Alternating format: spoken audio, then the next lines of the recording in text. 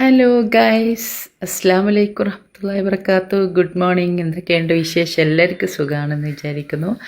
അപ്പം നമ്മൾ ഇന്നലെ പുറത്ത് പോയി ഒരു പരിപാടിയൊക്കെ ഉണ്ടായിരുന്നു. അപ്പോൾ അതിൻ്റെ വീഡിയോ കേട്ടോ അപ്പോൾ ചെയ്യുന്നത്.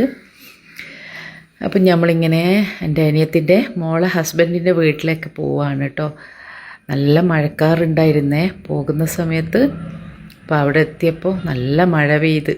അങ്ങനെ നമ്മൾ പിന്നെ ഇറങ്ങി അനിയത്തിൻ്റെ മോളെ ഹസ്ബൻഡിൻ്റെ വീട്ടിലേക്ക് കയറി. അവിടെ നോക്കുമ്പോൾ നല്ല ചായൻ്റെ കടിയെല്ലാം ഉണ്ടാക്കി വെച്ചിരുന്നു കേട്ടോ. അപ്പം നമ്മൾ അനിയത്തി ഇവിടുന്ന് പോകുന്ന സമയത്ത് കല്ലുമ്മക്കായ് പൊരിച്ചതും ചട്ടിപ്പത്തിരിയും പിന്നെ കായ്പോളയും കൊണ്ടുപോയിന്. ആപ്പിളിൻ്റെ ഉമ്മയാണെങ്കിൽ അവിടുന്ന് ഉന്നക്കായൊക്കെ ഉണ്ടാക്കി വെച്ചിട്ടുണ്ടായിരുന്നു കേട്ടോ. ഓർക്ക് നോമ്പതിന് ഉമ്മാമാനെ കാണാൻ പോയത്. ഉമ്മാമ്മക്ക് കുറച്ച് ഹെൽത്ത് ഇഷ്യൂസ് എല്ലാം ഉള്ളതുകൊണ്ട് ഓറെ കാണാൻ പോയതേനു. അങ്ങനെ നമ്മൾ അവിടെ നിന്ന് ഇറങ്ങി തിരിച്ച് നമ്മൾ ഡൗൺ മാളിലേക്ക് വന്ന്. അപ്പോൾ ഒരു സർപ്രൈസായിട്ടൊരു പരിപാടി ഉണ്ടായിരുന്നു കേട്ടോ. എൻ്റെ ഒരു അനിയത്തിൻ്റെ ഇളയ അനിയത്തിൻ്റെ ബർത്ത്ഡേ ആയിരുന്നു. അപ്പോൾ സർപ്രൈസായിട്ട് വെച്ചത് കേട്ടോ. നമ്മൾ പ്ലാൻ ചെയ്തിട്ട് അങ്ങനെ അവിടുന്ന് കേക്ക് കട്ട് ചെയ്ത് ജസ്റ്റ് എൻജോയ് ചെയ്ത് പിന്നെ നമ്മൾ അവിടെ നിന്ന് ഇറങ്ങി നേരെ പോയത് റാറാബീസിലേക്ക് കേട്ടോ. റാറാബീസിലെത്തിയപ്പോൾ നമ്മൾ ബർത്ത്ഡേ ഒരു ചെറിയ ഗിഫ്റ്റൊക്കെ കൊടുത്ത് അവളെ സന്തോഷിപ്പിച്ച്. അപ്പോൾ നമ്മൾ ഫുഡ് കഴിക്കാൻ പോയത് കേട്ടോ റാറാബീസിൽ.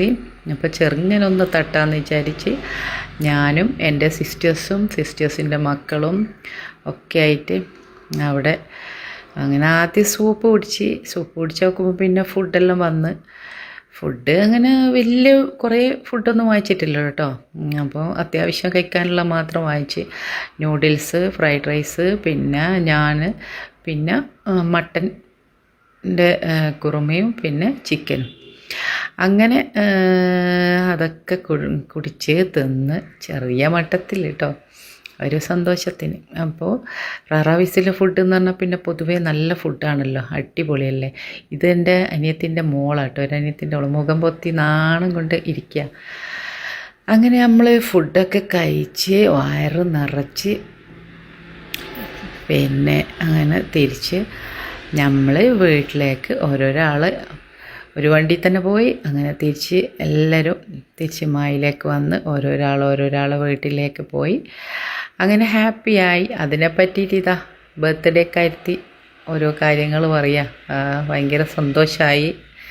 അങ്ങനെയാണ് ഇങ്ങനെയാണെന്നൊക്കെ പൊട്ടിച്ച് വിടുന്നുണ്ട് കേട്ടോ.